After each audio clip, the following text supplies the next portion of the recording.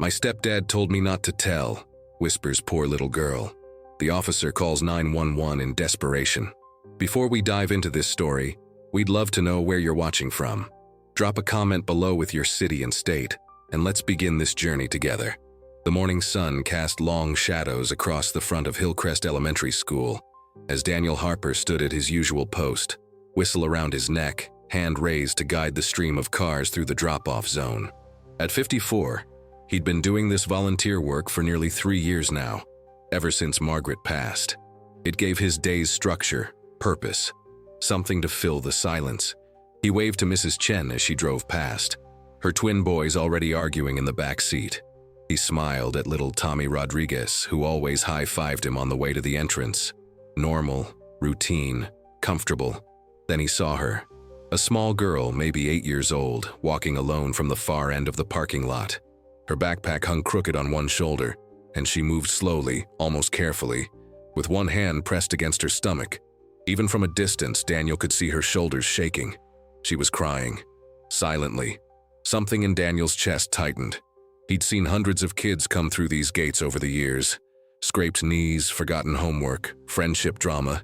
He'd witnessed it all. But this was different. This child wasn't crying like kids normally did, loud and unashamed. She was crying like someone who'd learned to make no sound at all. Daniel stepped away from his post and walked toward her, careful not to move too fast. "Hey there," he called gently. "You okay, sweetheart?" The girl's head snapped up, eyes wide with something that looked like fear. She took a step back. "It's all right," Daniel said, raising his hands slowly, the way you might approach a frightened animal. "I'm Officer Harper. I help out here every morning. What's your name?" The girl stared at him, her small face pale beneath tangled brown hair. Her hand remained pressed against her stomach, and now that he was closer, Daniel could see it. Her midsection looked swollen, pushing against the fabric of her worn t-shirt. I'm Emily," she whispered, so quietly he almost didn't hear. "Emily, that's a beautiful name." Daniel crouched down to her level, noticing how she winced at the movement, as if even watching someone else bend hurt. "Are you feeling sick? Does your stomach hurt?" Emily's eyes darted toward the school, then back to him. Her lips trembled. For a moment, Daniel thought she might run. Instead, she looked around carefully, almost frantically, as if checking to make sure no one else could hear. Then she leaned forward slightly, and in a voice barely above a breath, she said, "My stepdad told me not to tell." The words hit Daniel like a physical blow. His heart began to pound in his chest. Not to tell what? Not to tell who? The fear in her eyes, the way she held herself, the obvious pain she was in. Everything in his 30 years of law enforcement experience screamed that something was desperately wrong. "Emily," he said softly, keeping his voice steady even as his mind raced. "You're safe with me. Whatever it is, you can tell me." But Emily just shook her head, tears streaming faster now. "It hurts every day," she whispered. "But I can't tell." Daniel reached for his radio, then stopped. If he called this in wrong, if he scared her, she might shut down completely. He needed help, but he needed her trust more. "Emily, I'm going to take you to see Nurse Martha, okay? She's really nice and she can help with that pain. Will you come with me?" Emily hesitated, then nodded slightly. As Daniel gently guided her toward the school entrance, his hand hovering protectively near her shoulder without touching, one thought repeated in his mind like an alarm bell. How long has this child been suffering in silence? Daniel led Emily through the quiet hallways of Hillcrest Elementary, their footsteps echoing against the polished floors. The classrooms they passed were already filling with students, their cheerful voices a stark contrast to the silent child walking beside him. 6 months ago, Daniel had been planning his retirement, counting down the days, actually. After 30 years with the police department, he'd earned his rest. He and Margaret had made plans, road trips across the country, visits to national parks they'd only seen in magazines, lazy mornings sleeping in without alarm clocks. Then Margaret got sick. Cancer moved fast. 4 months from diagnosis to the funeral. 4 months of hospitals and helplessness, of watching the strongest woman he'd ever known fade away despite every prayer, every treatment, every desperate bargain Daniel tried to make with God. When it was over, the silence in their house had been unbearable. The retirement he'd dreamed of became something terrifying, Endless empty days with nothing but memories and regret. That's when Principal Anderson suggested he volunteer at the school. Just crossing guard duty, she'd said. Help with morning traffic. The kids love seeing a friendly face. It was charity, really. Everyone in town knew Daniel was struggling, but he'd accept it anyway, grateful for any reason to leave that empty house. And for 3 years, it had been enough. Simple, safe, until this morning. Martha Calloway looked up from her desk as they entered the nurse's office. She was 63, with silver hair pulled back in a neat bun and eyes that missed nothing. She'd been the school nurse for 27 years, and in that time she'd seen everything from broken bones to broken hearts. "Daniel," she said, then her gaze shifted to Emily. Her expression changed instantly. "Oh, sweetheart, come here." Emily moved toward Martha slowly, still holding her stomach. Daniel noticed how she kept her eyes down, how she seemed to fold in on herself, trying to take up as little space as possible. "Can you tell me where it hurts?" Martha asked gently, pulling over a small stool so she could sit at Emily's level. "My tummy," Emily whispered. "It hurts all the time." Martha's eyes met Daniel's over the child's head. In that brief glance, Daniel saw his own concern reflected back. This wasn't a simple stomach ache. "All the time?" Martha asked carefully. "How long has this been happening?" Emily shrugged, a tiny movement of her thin shoulders. "I don't know. Long time. Have you seen a doctor?" The girl shook her head. "My stepdad says we can't, that there's no money for doctors." Her voice dropped even lower. "And that I shouldn't complain about everything." Daniel's hands clenched into fists at his sides. Martha noticed and gave him a subtle shake of her head. "Stay calm, don't scare her." "Emily," Martha said softly, "I'm going to check your stomach very gently, okay? If anything hurts too much, you tell me to stop. Deal?" Emily nodded. Martha carefully lifted the edge of Emily's shirt, and both she and Daniel inhaled sharply. The child's abdomen was visibly distended, swollen in a way that made Daniel's stomach turn. Martha's fingers moved gently over the area, and Emily winced with each touch. "Does it hurt when you eat?" Martha asked. "Sometimes I don't feel hungry," Emily said quietly. "And when I do eat, it makes the pain worse." Martha pulled Emily's shirt back down and stood, her professional composure intact but her eyes troubled. "Emily, honey, I'm going to step over here and talk to Officer Harper for just a moment, okay? You can sit right there on that comfortable chair." Once they were across the room, Martha's voice was barely a whisper. "Daniel, that child needs to see a doctor. Today." "I know," he said. "But she's terrified. She said her stepdad told her not to tell anyone." Martha closed her eyes briefly. "This isn't the first time I've seen Emily struggle. Her teacher mentioned last month that she falls asleep in class almost daily, and..."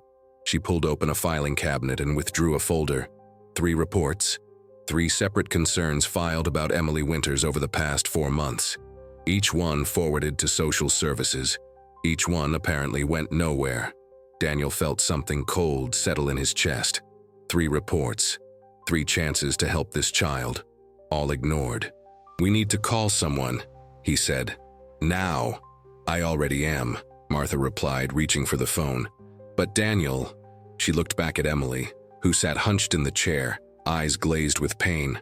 "Whatever's happening to that little girl, it's been happening for a long time, and someone somewhere decided it wasn't important enough to stop." As Martha dialed, Daniel walked back to Emily and knelt beside her chair. She looked at him with eyes that had seen too much for 8 years old. "Emily, we're going to help you," he said quietly. "I promise you that, no matter what."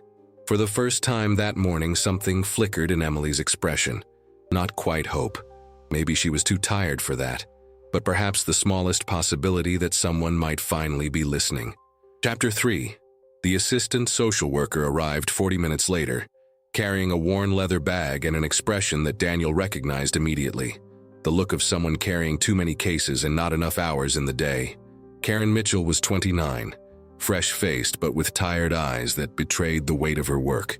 She introduced herself to Martha first, then to Daniel before finally turning her attention to Emily, who had curled up in the nurse's office chair, knees pulled to her chest. "Hi, Emily," Karen said, her voice gentle. "My name's Karen. I work with families to make sure kids are safe and healthy. Officer Harper and Nurse Martha are worried about you, and I'd like to help." Is that okay? Emily said nothing, just stared at her with those hollow eyes. Karen glanced at Martha, who handed her the file. Daniel watched Karen's face as she flipped through the pages. The medical notes from today, the 3 previous reports, the attendance records showing 17 absences this semester alone. I know this family, Karen said quietly to Martha and Daniel. The Winters case. Mother has severe lupus, often bedridden. Stepdad works factory shifts. Financial hardship, but she paused, choosing her words carefully. Nothing in our previous assessments indicated immediate danger. That child is in pain every single day, Daniel said, struggling to keep his voice level. Look at her. I am looking at her, Officer Harper, Karen replied, and there was something in her tone, not defensiveness but exhaustion. And I see what you see, but I also see a system that's drowning in cases just like this one. I have 43 active files on my desk right now, 43 families that need help. So what are you going to do about this one? Daniel pressed. Karen knelt in front of Emily. Sweetheart, I need to ask you some questions, okay? You're not in trouble. I just want to understand what's happening. Emily's eyes darted to Daniel, then back to Karen. Does anyone at home hurt you? Karen asked gently. Emily shook her head. Does your stepdad or your mom ever hit you? Another head shake, more emphatic this time. But your stomach hurts. How long has it been hurting? I don't know, Emily whispered. Long time. And your mom knows about this? Emily's lower lip trembled. Mama's sick too. She sleeps a lot. She can't take me to the doctor. What about your stepdad? Can he take you? Emily's whole body tensed. He gets mad when I complain. He says I'm being dramatic. He says... She stopped, tears welling up again. He says we don't have money to waste on doctors for every little thing. Karen and Daniel exchanged a long look. This wasn't the clear-cut situation that triggered immediate removal. No visible injuries, no admission of violence. Just a family falling through the cracks and a child suffering in the gaps. I'm going to make a home visit this afternoon, Karen said, standing. I'll assess the living conditions and speak with both parents. That's it? Daniel couldn't hide his frustration. A home visit? This child needs medical attention right now. And I can't authorize that without parental consent or a court order, Karen replied, her voice strained. I know it's not what you want to hear, but I have to follow protocol. Before Daniel could respond, the office door opened. A woman stood in the doorway, pale and thin, leaning heavily against the frame. Her dark hair hung limp around a gaunt face, and she moved with the careful slowness of someone managing chronic pain. Emily? The woman called weakly. The school called me. They said you were sick. Mama! Emily tried to stand too quickly and gasped, clutching her stomach. Diane Winters shuffled into the room, her eyes taking in the scene. Her daughter in obvious pain, the social worker with her identifying badge visible, the police officer, the nurse. Daniel saw fear flash across her face, quickly followed by something that looked like shame. Is she okay? Diane asked, her voice barely above a whisper. Is my baby okay? Martha stepped forward. Mrs. Winters, I'm Martha Calloway, the school nurse. Emily's been experiencing severe abdominal pain. Her stomach is visibly swollen, and she reports that this has been ongoing for quite some time. Diane's face crumpled. I know, she whispered, and those 2 words carried the weight of months of guilt. I know something's wrong. I see it every day, but She swayed slightly, and Daniel instinctively reached out to steady her, guiding her to a chair. Mrs. Winters, Karen said carefully. When was the last time Emily saw a doctor? Diane's hands trembled in her lap. Her last checkup was 18 months ago, before I got really sick. Before... She looked up at them, her eyes pleading for understanding. I can't drive anymore. Most days I can barely get out of bed. And my husband, Garrett, he works doubles just to keep us fed. Our insurance, we have the minimum, high deductible. I kept thinking it would get better on its own. I kept hoping. Her voice broke and she reached for Emily, pulling her daughter close despite the pain it clearly caused them both. I'm sorry, baby. I'm so sorry. Daniel watched this broken woman hold her hurting child, and suddenly the situation became painfully clear. This wasn't malice. This wasn't even neglect in the traditional sense. This was poverty and illness, and a system that had failed them all long before Emily's stomach started to swell. But understanding didn't change the fact that Emily needed help. Now, Mrs. Winters, Daniel said quietly, your daughter needs to see a doctor today. Will you let us take her to the hospital? I'll drive you both myself. Diane looked up at him, tears streaming down her face. In her eyes, Daniel saw the same fear Emily had shown earlier. The fear of what might happen if she said yes. The fear of what would happen if she said no. If I take her, Diane whispered, and they find something wrong, if it costs money we don't have, Garrett will… She stopped herself, closing her eyes. He'll say I should have waited, that I'm making things worse. Or, Martha said firmly, they might find something that's been making Emily suffer for months, something that could be treated. Wouldn't that be worth facing whatever comes? Diane held Emily tighter, her whole body shaking with silent sobs. Finally, she nodded. Okay, she breathed. Okay, please, help my daughter. The emergency room at Hillcrest Medical Center hummed with the controlled chaos Daniel had witnessed countless times in his career. But sitting in the waiting area with Diane while Emily was taken for preliminary tests felt different. This wasn't just another case. This was personal in a way he couldn't quite explain. Diane sat beside him, hands clasped so tightly her knuckles had gone white. She hadn't spoken much during the drive, just stared out the window while Emily dozed fitfully in the back seat, her small body finally surrendering to exhaustion.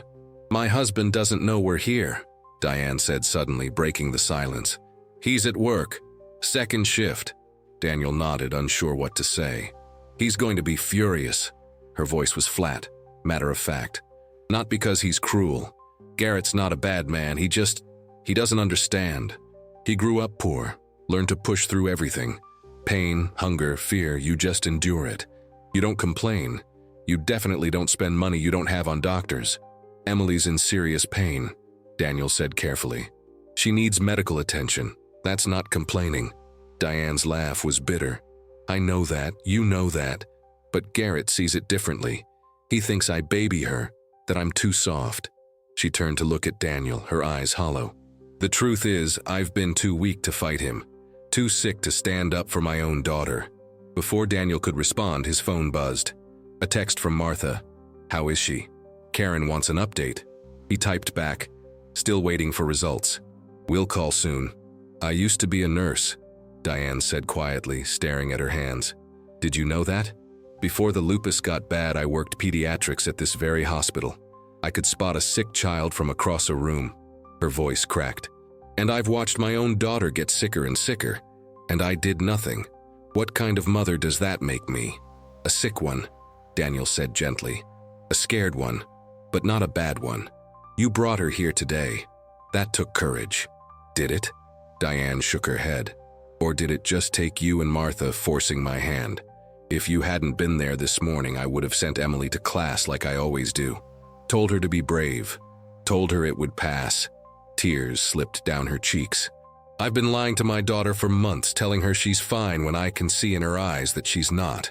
A doctor emerged from the examination area, a young woman in blue scrubs with a tablet in her hand. Mrs. Winters? Diane stood so quickly she swayed. Daniel rose too, steadying her with a hand on her elbow. I'm Dr. Amanda Price. I've just finished Emily's initial examination. She gestured to a quieter corner of the waiting room. Let's talk over here. They followed her to a small consultation area. Dr. Price's expression was serious but kind. Mrs. Winters, when was the last time Emily had a complete physical examination? 18 months ago, Diane whispered. Maybe longer. Dr. Price nodded, making a note. I'm going to be direct with you because I think you can handle it, and because Emily needs us to move quickly. Your daughter is severely malnourished. Her body mass index is far below where it should be for her age and height. The abdominal swelling you've noticed is likely a combination of factors we're still identifying, but preliminary tests suggest a parasitic infection that's gone untreated, possibly for many months. Diane's hand flew to her mouth. Parasites. It's more common than you'd think, especially in children who might not have consistent access to proper nutrition or clean water. But Mrs. Winters, the infection is only part of the problem. Emily's body has been under severe stress for an extended period. She's anemic, dehydrated, and showing signs of vitamin deficiency. Is she going to be okay? Diane's voice was barely audible. We need to run more comprehensive tests, and she needs to be admitted for treatment and observation, probably several days at minimum. Dr. Price paused. I have to ask, has there been any difficulty accessing food at home? Diane's face flushed with shame. We have food. Garrett makes sure of that. But Emily's been so picky lately, refusing to eat, and I thought... She stopped, realization dawning. She wasn't being picky. Eating made the pain worse, didn't it? Very likely, yes, Dr. Price confirmed. Children will instinctively avoid things that cause them pain, even when they need nutrition desperately.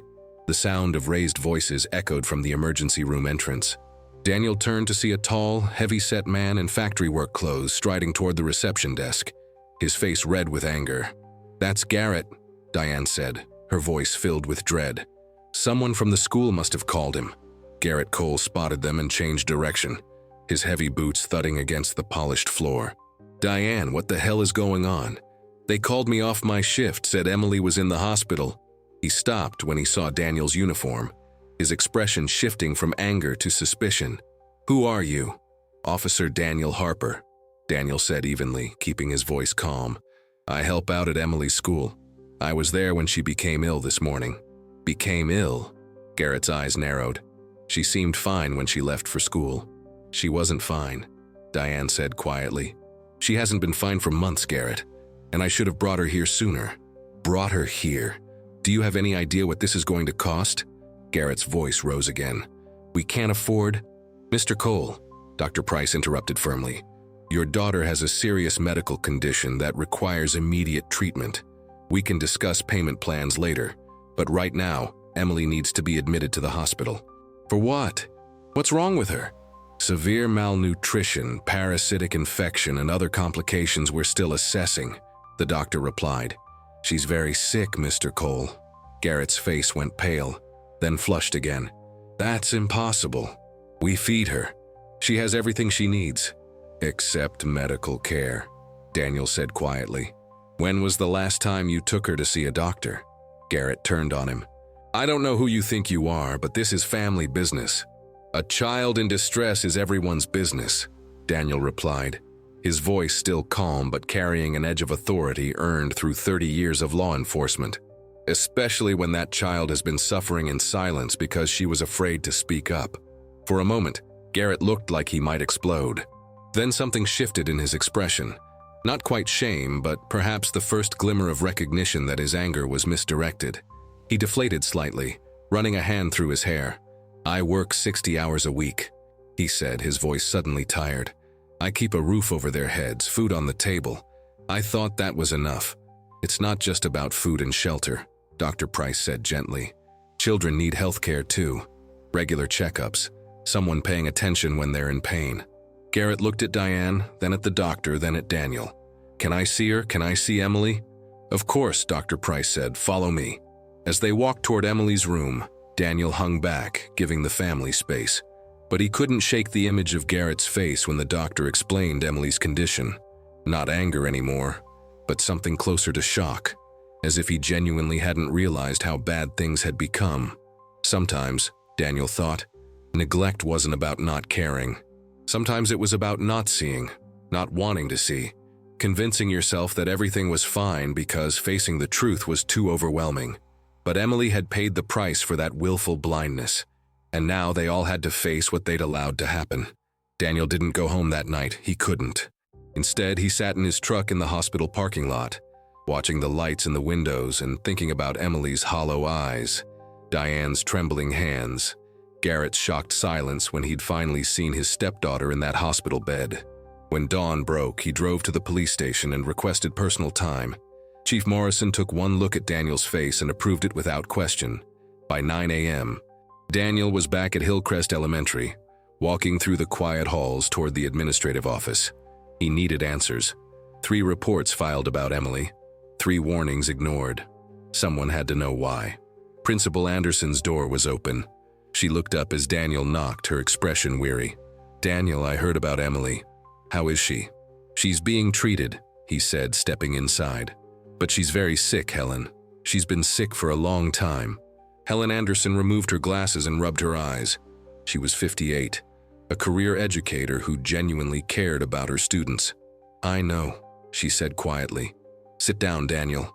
He did, and she pulled out a file, the same one Martha had shown him yesterday, but thicker now with documents he hadn't seen.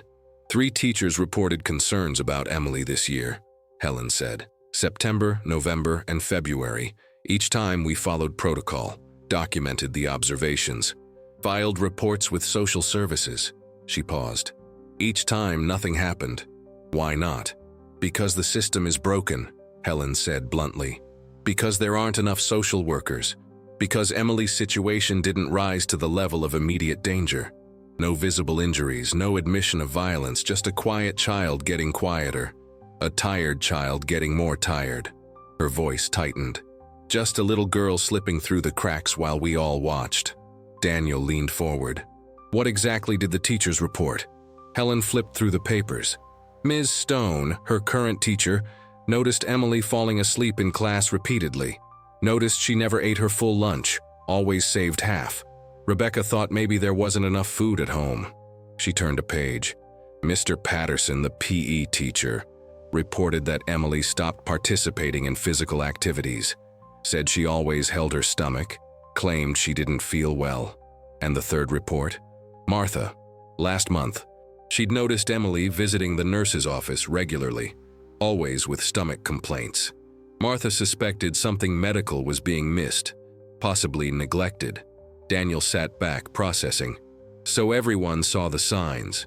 Everyone saw pieces, Helen corrected. None of us saw the whole picture until yesterday, and even if we had, she closed the file. Daniel, I've been in education for 35 years. I've seen children fall through every crack in the system you can imagine. We report, we document, we follow up. But at the end of the day, we're teachers, not investigators. We can only do so much. It should have been enough, Daniel said quietly. I know. Helen's voice broke slightly, but it wasn't. And now I have to live with that. We all do. Daniel left the school and drove to the trailer park on the east side of town where the Winters family lived. The address was in the file Martha had given him. He told himself he was just checking things out, getting a sense of Emily's home environment. But really, he was trying to understand how a child could suffer so visibly while the world kept turning around her. The Winters trailer was at the back of the park, older but maintained. A small garden of wilted flowers struggled in the dry soil out front. Someone had tried to make it home. Someone had cared once. Daniel sat in his truck watching. After a while, an elderly woman emerged from the neighboring trailer, eyeing him suspiciously. He got out, approaching carefully. Ma'am, I'm Officer Harper. I'm checking on the family next door. The Winters? The woman's expression softened slightly. You hear about the little girl, Emily? Yes, ma'am. She sighed, glancing at the Winters trailer. I wondered when someone would finally come. That child. She shook her head. Sweet as can be, but so thin, so quiet. And Diane, poor woman, she tries, but she's sick as a dog herself most days. What about Mr. Cole, the stepdad? The woman's lips thinned. He's not mean, if that's what you're asking. I've never heard him yell, never seen anything like that.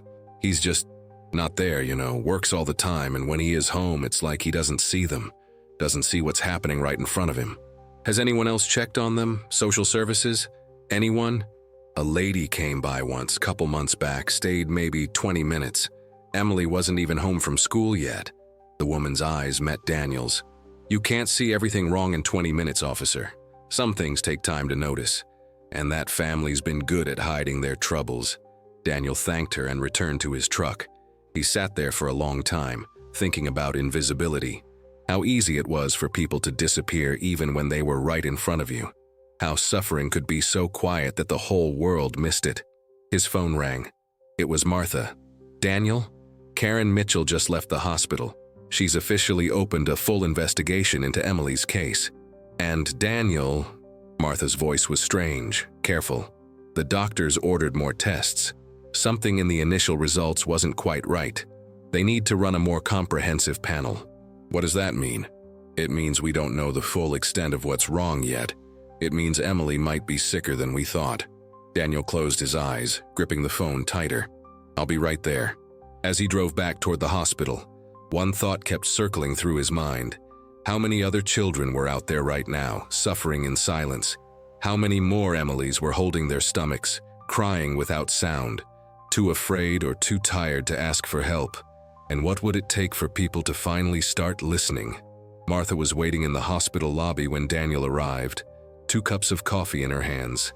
She offered him one without a word, and they sat together in the uncomfortable plastic chairs that seemed designed to make waiting even harder.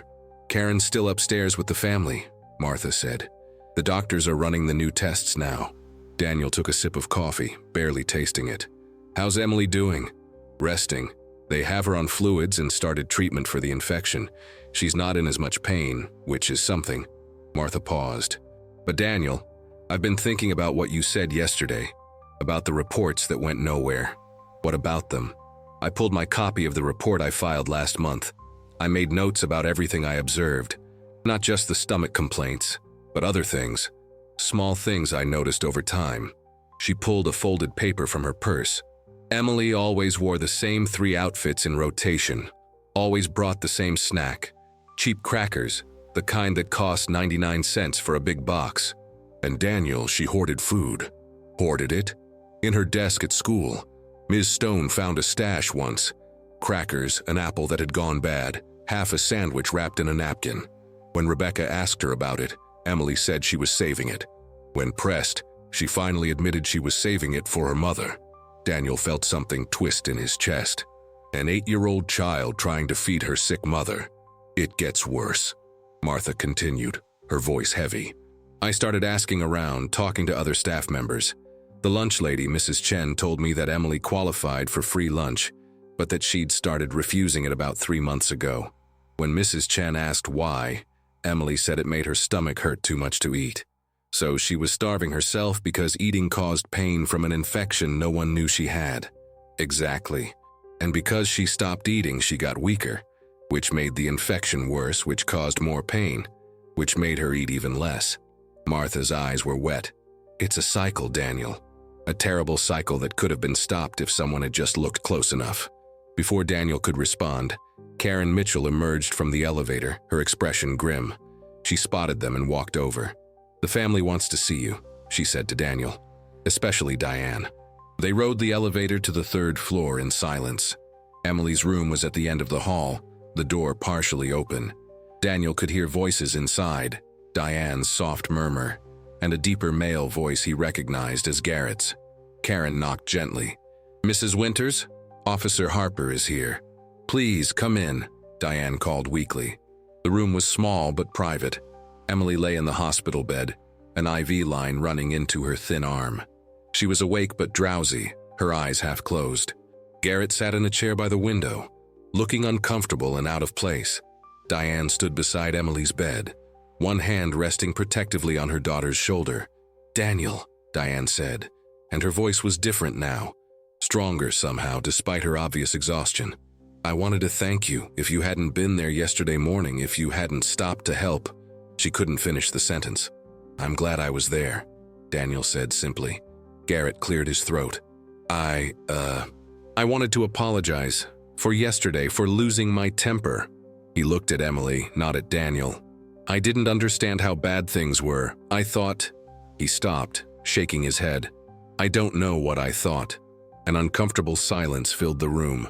Karen broke it, her voice professional but kind. "Mr. and Mrs. Winters, I need to discuss the next steps with you. The hospital will keep Emily for at least several more days while they complete treatment and continue testing. But we also need to talk about what happens when she goes home." "What do you mean?" Diane asked, fear creeping back into her voice. "I mean making sure this doesn't happen again," Karen said. "That means regular medical checkups for Emily. It means making sure she has proper nutrition. It means both of you understanding the signs when something is wrong and getting help immediately, not waiting until it becomes a crisis. We don't have insurance that covers all that," Garrett said, his jaw tight.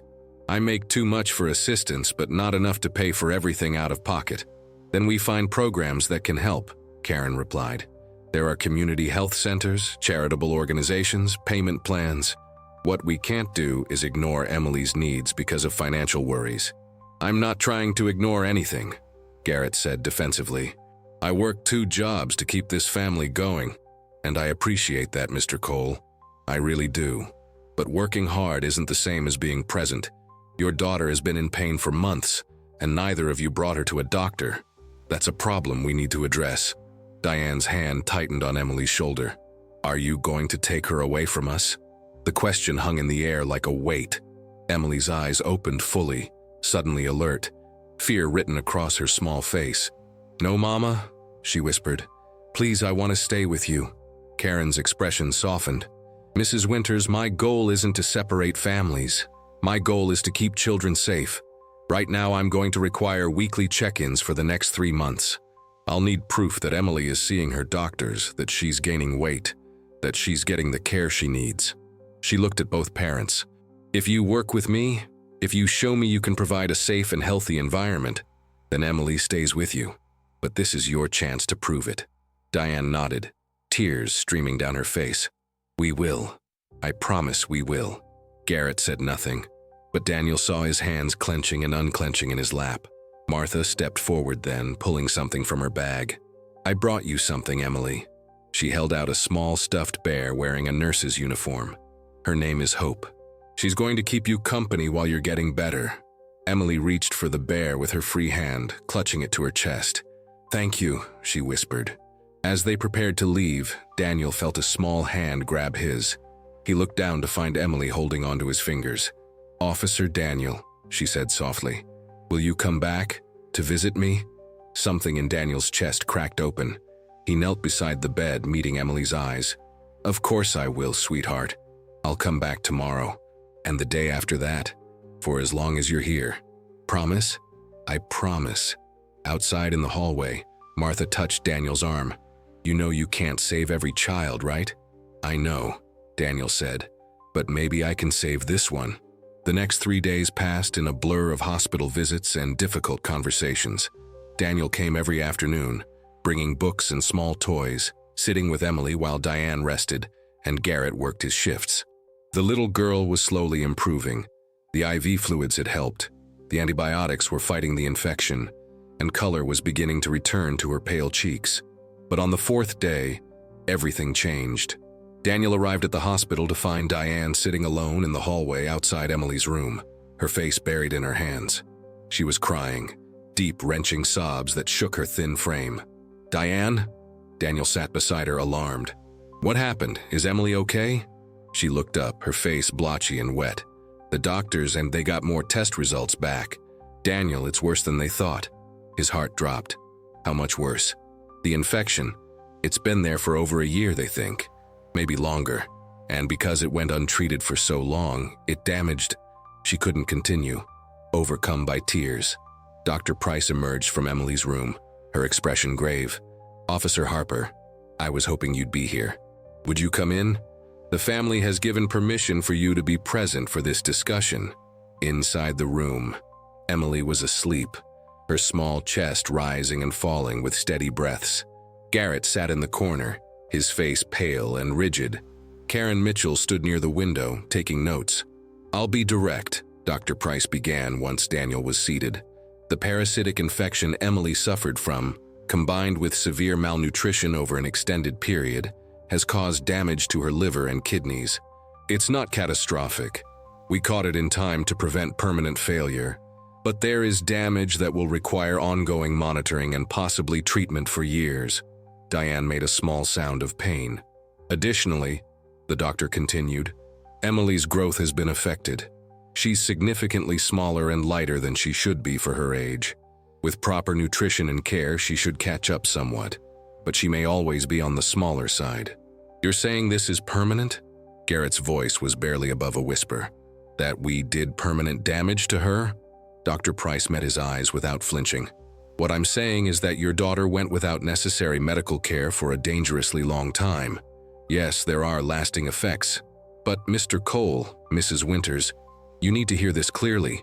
If Emily had gone another 3 to 6 months without treatment, we wouldn't be having this conversation about monitoring her health. We'd be having a very different conversation. The room fell silent except for Diane's quiet crying. How close was it? Daniel heard himself ask. How close did we come to losing her? Dr. Price's eyes were kind but unflinching. Too close. The human body is remarkably resilient, especially in children. But there's something cruel about that resilience. It means children can endure far more suffering than they should before their systems finally shut down. Emily's body held on. It fought. But it was losing that fight. Garrett stood abruptly and walked to the window, his back to all of them. His shoulders shook, and Daniel realized the man was crying. I didn't know, Garrett said, his voice breaking. I swear to God I didn't know it was this bad. She'd complain sometimes and I'd tell her she was fine, that kids always have aches and pains.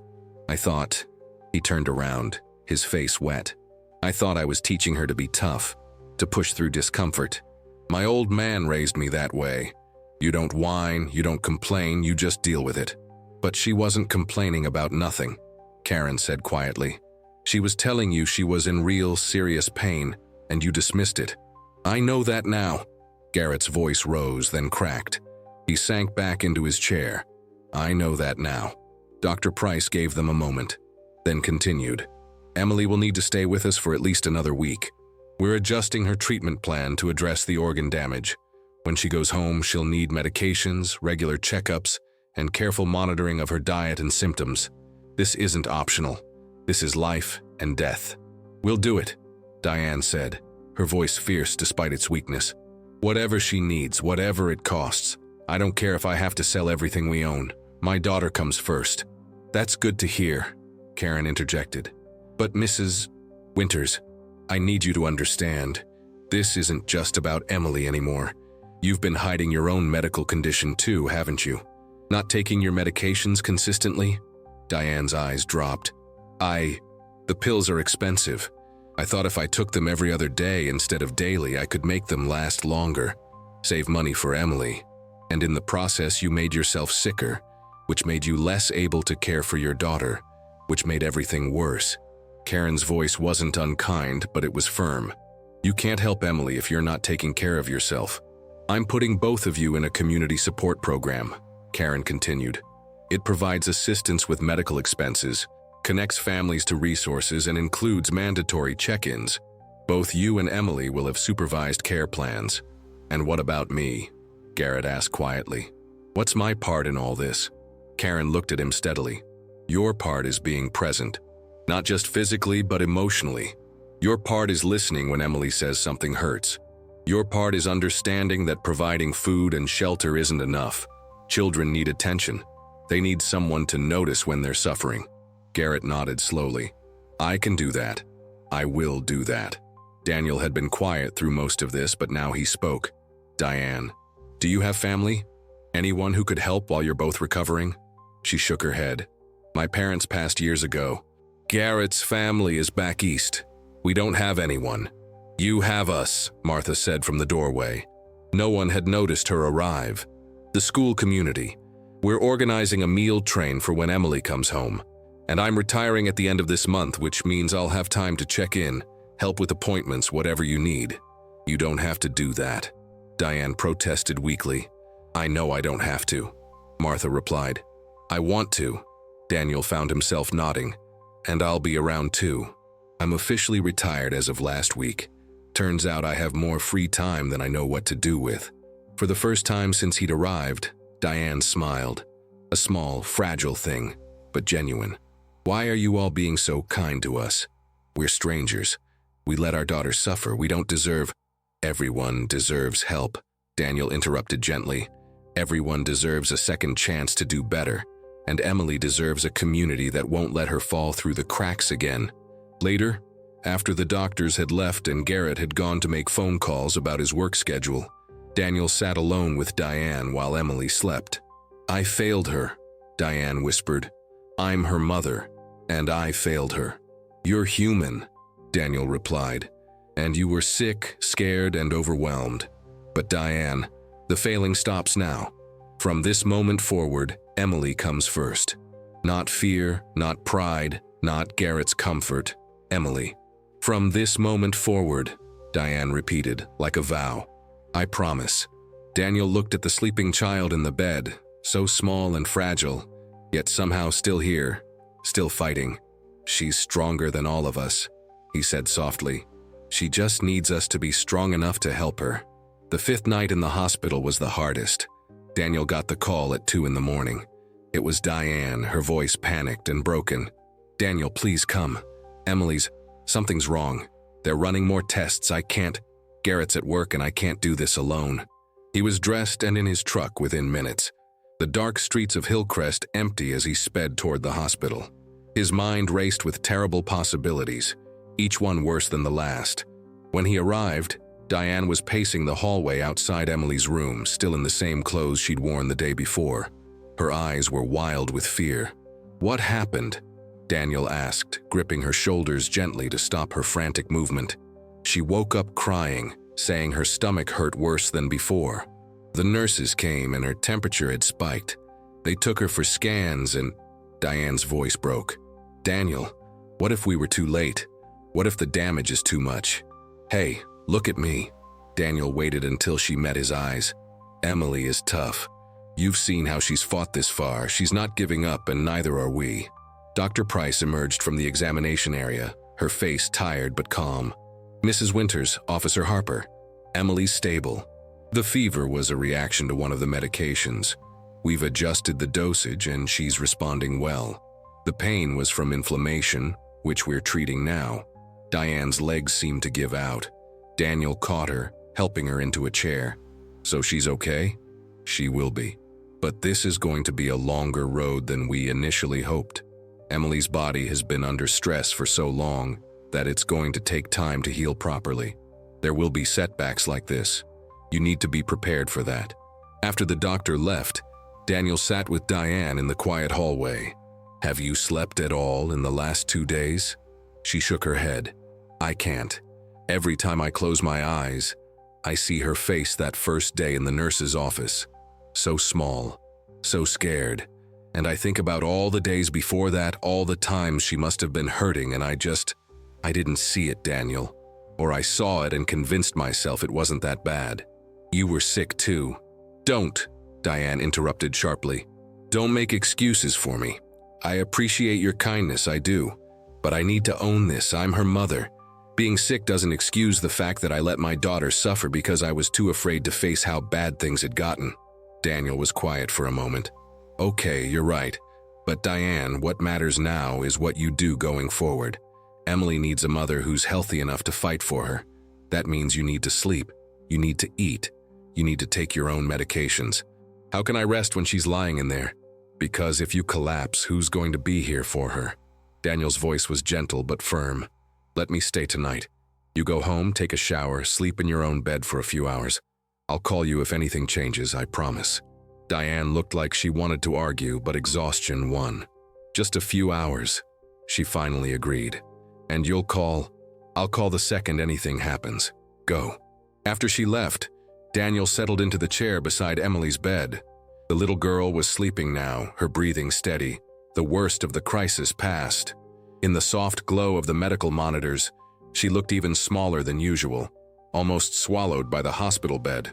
Daniel found himself thinking about Margaret, how she'd fought her cancer with such grace, never complaining even when the pain must have been unbearable. How she'd smiled through the treatments, joked with the nurses, held Daniel's hand and told him she'd be fine, even when they both knew she wouldn't be. You'd have loved this kid, Maggie, he whispered into the quiet room. She's a fighter, just like you were. Emily stirred, her eyes fluttering open. Officer Daniel, I'm here, sweetheart. How are you feeling? Better. Her voice was small and sleepy. Where's Mama? I sent her home to rest for a little while. She's been here day and night taking care of you. I promised her I'd keep you company. Emily was quiet for a moment then. Is Mama going to be okay? She looks so tired all the time. Daniel's heart squeezed. Even now in her own hospital bed, Emily was worried about her mother. Your Mama's going to be fine, but you know what would help her the most? What? If you focus on getting better, that's the best thing you can do for her right now. Get strong and healthy so she doesn't have to worry so much. Emily nodded seriously. I'm trying. The medicine tastes bad, but I take it anyway. That's very brave of you. Officer Daniel, Emily's voice got quieter. Am I going to have to stay in the hospital forever? No, honey, just until you're strong enough to go home. Maybe another week or so. And then I can go back to school, see my friends? Daniel hesitated. He wasn't sure Emily had friends. She'd been so quiet and withdrawn. But he said, then you can do all the things regular kids do. Play at recess, eat lunch without your stomach hurting, maybe even join a club or a sport if you want to. Emily's eyes lit up with something Daniel hadn't seen before. Hope. Really. I always wanted to try soccer, but Garrett said it was a waste of time. Well, once you're all better, we'll see about getting you on a team. How does that sound? Good, Emily whispered, a small smile crossing her face. Then her expression grew serious again. Officer Daniel, can I tell you something? Of course. Sometimes I was really scared that nobody would ever help me, that I'd feel bad forever and nobody would care. Her eyes filled with tears. But you cared. You and Nurse Martha and Dr. Price and even Miss Karen. You all listened when I was too scared to talk loud. Daniel had to swallow hard past the lump in his throat. I'll always listen, Emily. And you never have to be afraid to speak up again. If something hurts, if something scares you, if something just doesn't feel right, you tell someone. You use your voice. Promise me. I promise. They sat in comfortable silence after that, Emily drifting back to sleep while Daniel kept watch. Around 4 in the morning, a nurse came to check vitals and smiled at the sight of them. You're good with her, the nurse said softly. Are you family? Daniel looked at Emily's peaceful face, thought about the promises he'd made, the commitment he'd unknowingly taken on. I'm working on it, he said. As dawn broke through the hospital window, painting the room in shades of pink and gold, Daniel made a decision. He couldn't bring Margaret back. He couldn't undo the 3 years of grief and emptiness, but he could do this. He could show up for this child who'd been invisible for too long. He could be the one who noticed when she needed help. Maybe that's what Margaret would have wanted him to do all along. Not to stop living, but to find a new purpose in the living. Emily had given him that gift without even knowing it, and he would spend however long it took to pay that gift forward. 2 days later, Emily was awake and alert enough for a real conversation. The crisis had passed. Her medications were balanced and the infection was finally responding to treatment. She still had a long recovery ahead, but for the first time since this all began, the doctors were cautiously optimistic. Daniel had brought her a coloring book and crayons, something the nurses suggested might help pass the time. Emily sat propped up in bed, carefully filling in the outline of a butterfly with purple and blue. That's beautiful, Daniel said, pulling his chair closer. You're really good at staying inside the lines. Mama used to color with me, Emily said softly. Before she got too sick, she always said purple was a royal color. Your mama's right about that. Emily set down the crayon and looked at Daniel with those 2 old eyes. Can I show you something? Sure. She reached under her pillow and pulled out a small, crumpled piece of paper. Unfolding it carefully, she revealed a child's drawing. 2 stick figures holding hands with the words, "Me and Mama together always," written in uneven letters across the top. I drew this a while ago, Emily said. I kept it in my pocket for a long time. I used to look at it when I was scared or when my stomach hurt really bad. It helped me remember that even if everything was hard, I still had Mama. Daniel felt his eyes sting. That's a very special picture. I want you to know something, Emily continued, her voice steady despite its softness. I tried to help Mama. I really did. I would save my lunch for her because I thought maybe if she ate more, she wouldn't be so tired. And I learned things about medicine and tea and stuff from books in the library. I thought if I could just figure out the right thing, I could make her better. Oh, Emily, Daniel breathed, finally understanding the full weight of what this child had been carrying. But I couldn't make her better, and I couldn't make my stomach stop hurting either. And I got so tired of trying to fix everything by myself. Her lip trembled. I'm just a kid. I'm not supposed to know how to fix grown-up problems. You're absolutely right, Daniel said, moving to sit on the edge of her bed. You're not supposed to fix grown-up problems. That's what adults are for. And Emily, I'm so sorry we didn't see how much you were carrying. You should have been playing and learning and just being a kid, not trying to take care of your mama or hide your own pain. I was scared to tell anyone, Emily admitted.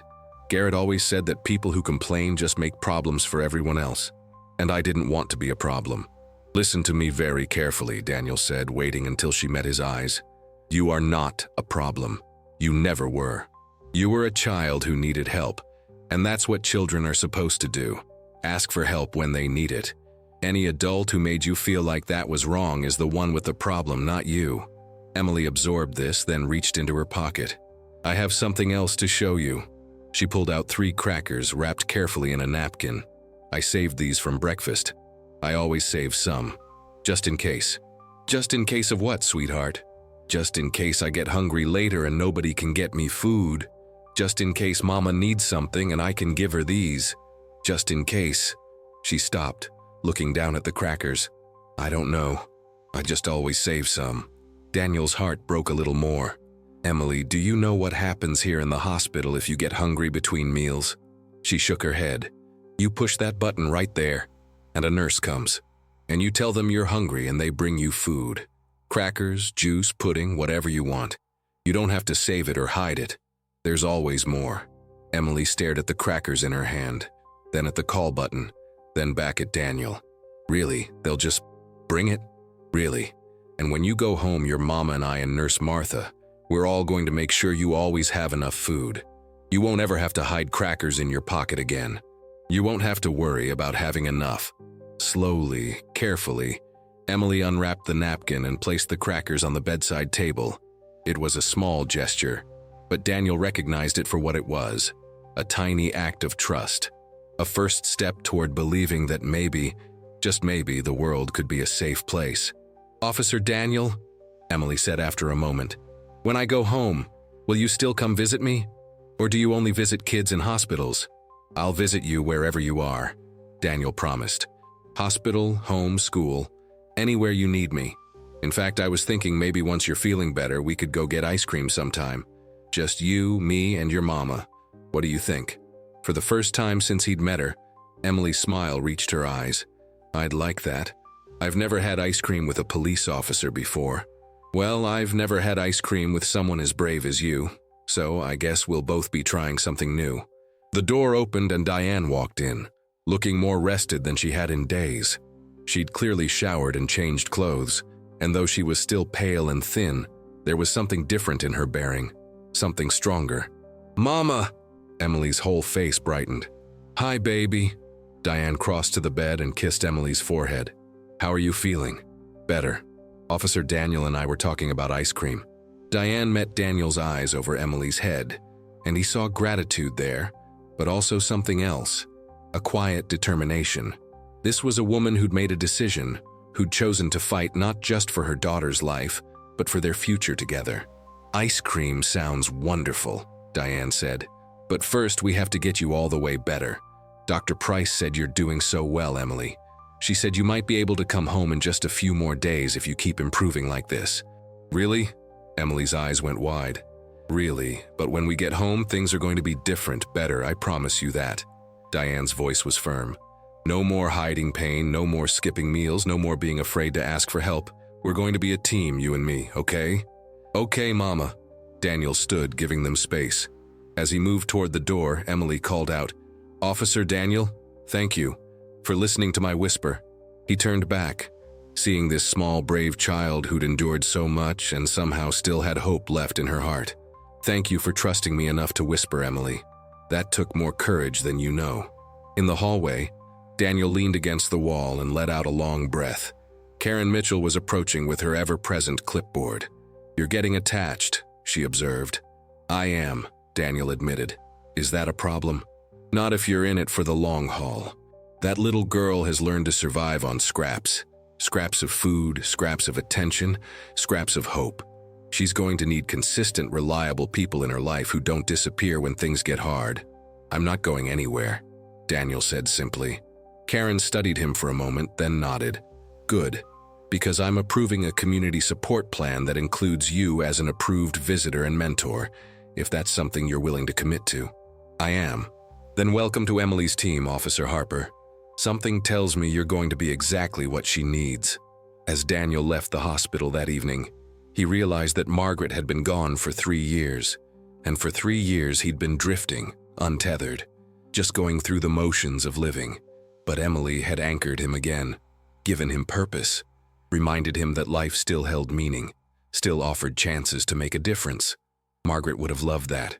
Maybe, in some way, this was her final gift to him, leading him to exactly where he needed to be, exactly when a little girl needed someone to finally hear her whisper. On a quiet Saturday morning, Daniel found himself standing in front of Margaret's grave for the first time in months. The cemetery was peaceful, dotted with old oak trees that cast dancing shadows across the headstones. He knelt down, brushing away leaves that had gathered on the granite marker. Margaret Ann Harper, beloved wife. Her love lives on. "Hi, Maggie," he said softly. "I know I haven't been here in a while. I'm sorry about that." The wind rustled through the trees, and Daniel almost smiled. Margaret had never been one for apologies when action was what mattered. "I met someone," he continued. "A little girl named Emily. She's 8 years old and she's been through more than most adults could handle. And Maggie, she reminds me of you. Not in looks or anything like that, but in spirit. She's a fighter." He traced his fingers over Margaret's name. "I've been so lost since you left. Just going through the motions, waiting for, I don't know what. But this child, she needs someone. And I think maybe I need her too. Is that crazy?" A bird landed nearby, tilting its head as if listening. "You always wanted kids. We tried for so long and it just never happened. I used to think that was life's way of being cruel. But maybe," Daniel paused, gathering his thoughts, "maybe this is my chance to honor what you wanted. Not by replacing you or trying to recreate what we lost, but by being present for a child who needs exactly what I have to give." He stood slowly, his knees protesting. "I'm going to help her, Maggie. Her and her mama. I'm going to make sure Emily knows what it feels like to be seen, to be heard, to matter. And I think that's what you'd want me to do." The wind picked up, warm and gentle, and Daniel chose to believe it was Margaret's way of saying yes. Emily came home on a Tuesday afternoon, exactly 12 days after Daniel had first found her crying in the school parking lot. The trailer looked different somehow, cleaner, brighter. Someone had planted new flowers in the garden and a cheerful welcome home banner hung over the door. Diane had transformed in those 12 days too. She was taking her medications consistently now, attending a support group for parents with chronic illness, and had even gained a few pounds. More importantly, she'd found her voice again, the firm, protective voice of a mother who wouldn't let anything hurt her child again. Garrett had made changes too, though they were quieter.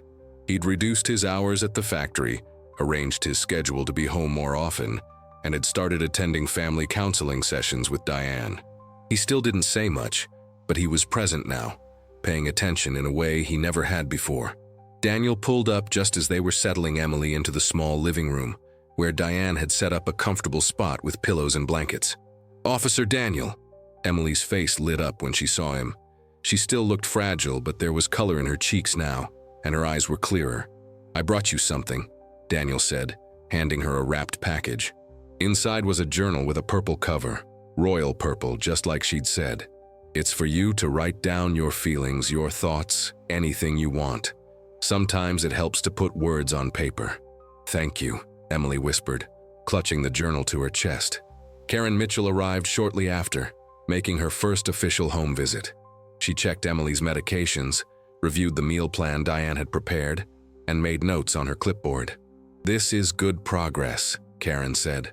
"Really good. But remember, this is just the beginning. The work continues every single day."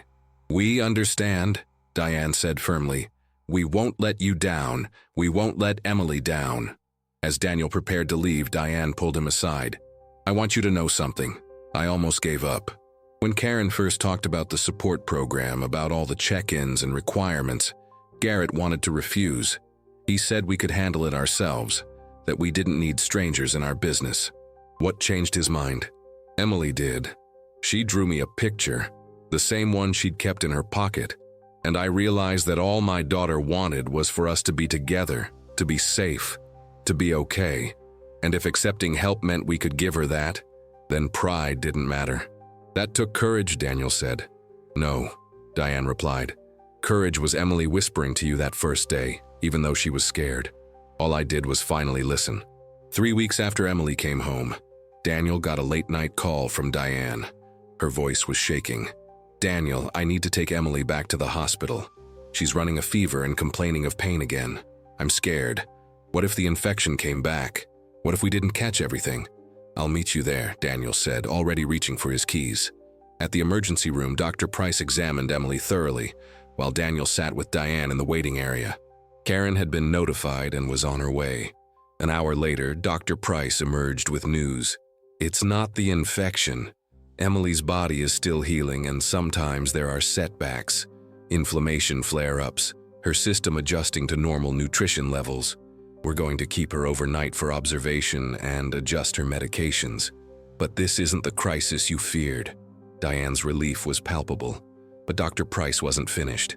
"However, I need you to understand something important. Emily's recovery is going to take time, possibly years. There will be moments like this where you'll worry that everything is falling apart again. You need to build resilience and a support system that can handle the long road ahead." "We're trying," Diane said quietly, "but it's hard. Every time she says her stomach hurts, I panic." "That's normal," Dr. Price assured her, "but you can't live in constant fear. That's not healthy for you or for Emily." Over the next few hours, as Emily rested comfortably in her hospital bed, Daniel watched Diane struggle with her emotions. This was the reality of recovery. Not a straight line, but a winding path with obstacles and setbacks. Martha arrived with a care package of books and puzzles. "Heard our girl needed some company," she said, settling into a chair beside Emily's bed. Karen came too, not with her clipboard this time, but with a cup of coffee for Diane. "You did exactly the right thing," she told her. "You didn't wait. You didn't hope it would go away. You brought her in immediately. That's what good parenting looks like." Diane's eyes filled with tears. "It doesn't feel like good parenting. It feels like I'm constantly terrified of failing her again." "Then you're doing it right," Karen said simply. "Parents who care are always a little bit scared. It's the ones who aren't worried that we need to watch out for." By morning, Emily was stable and ready to go home. As Daniel drove them back, Emily spoke up from the back seat. "I wasn't as scared this time," she said, "because I knew you'd all be there." It was a small statement, but it carried enormous weight. Emily was learning to trust, learning that asking for help didn't mean being abandoned, learning that people would show up even when things got hard. And for Daniel, it was confirmation that he'd made the right choice. This family needed consistency, needed people who wouldn't disappear when the road got rough. He was in it for the long haul. 6 weeks after Emily first came to the hospital, Dr. Hartman, the senior pediatric specialist, called a meeting with the entire family and their support team. Daniel, Martha, Karen, Diane, and even Garrett gathered in a small conference room. Dr. Hartman was a man in his 60s with kind eyes and steady hands that had cared for thousands of children over his career. He laid out several files on the table. "I wanted to meet with all of you because Emily's complete test results are in, and there are things you need to understand." He paused, looking at each person in turn. The damage to Emily's liver and kidneys, the malnutrition, the parasitic infection, all of this was treatable, is treatable, but the timeline matters. He pulled out a chart. Based on our analysis, Emily's condition had been deteriorating for approximately 14 months. The infection likely started small, maybe from contaminated water or unwashed food. In a healthy child with regular medical care, it would have been caught and treated within weeks.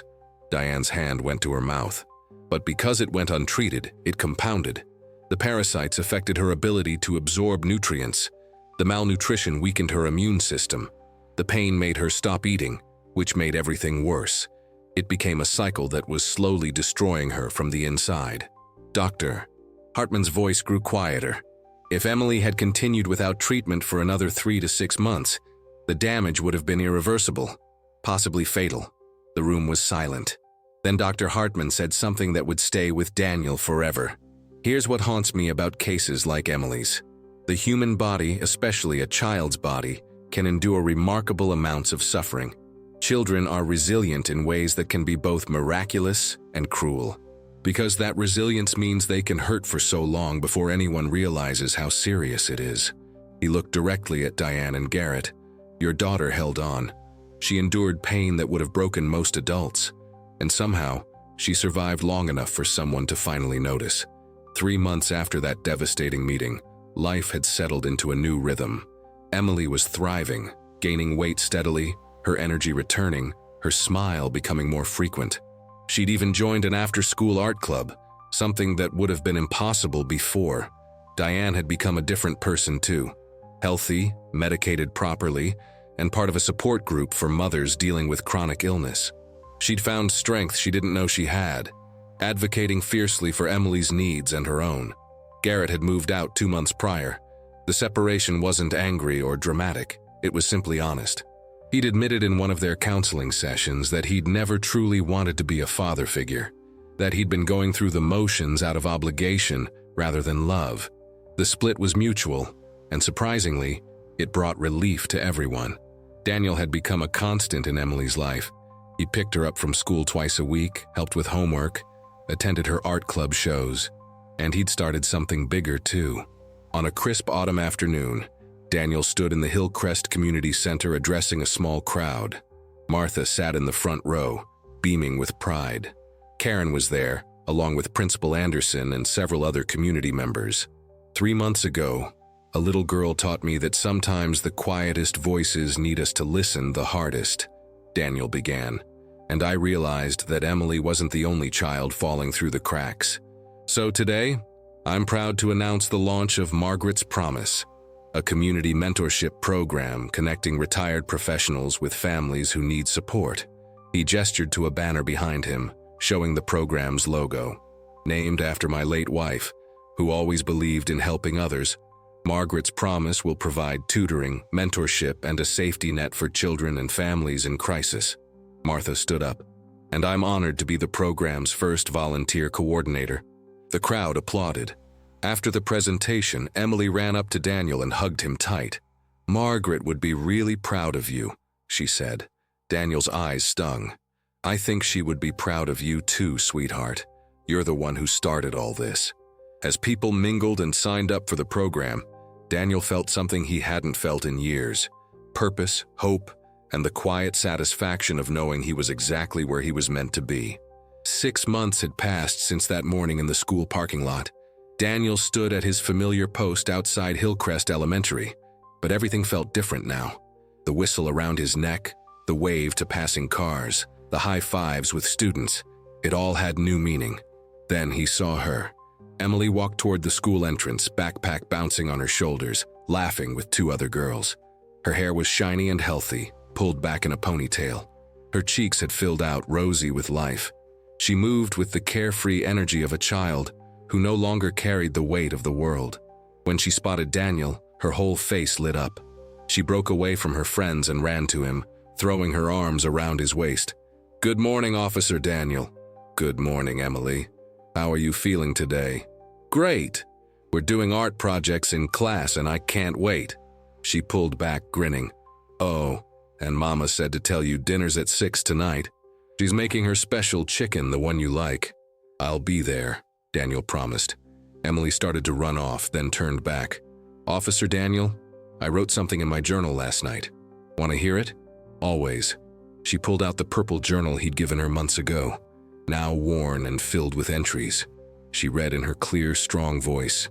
"I learned that it's okay to ask for help. I learned that good people listen. I learned that when you whisper, someone might stop everything just to hear you."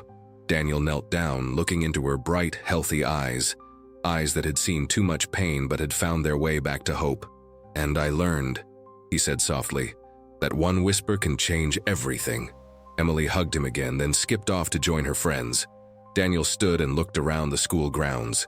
Martha was inside, now training a young nurse who would carry on her legacy of noticing the children others missed.